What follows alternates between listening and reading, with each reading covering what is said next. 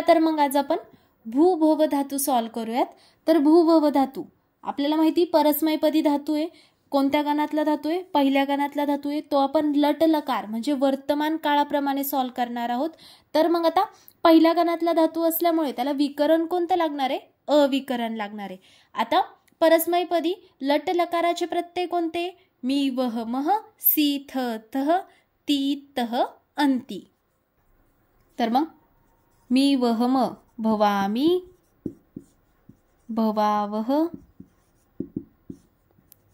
भवामह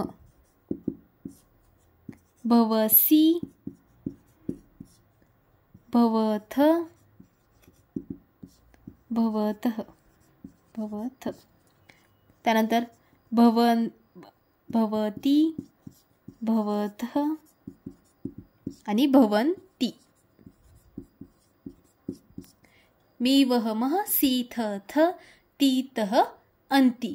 आता आपण एक गोष्ट ऑब्झर्व केली का?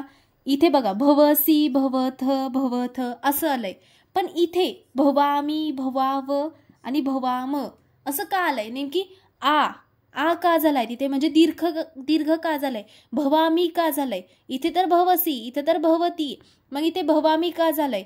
तर हा म व चा जो रूल आहे तो आपण नेक्स्ट व्हिडिओमध्ये पाहूयात।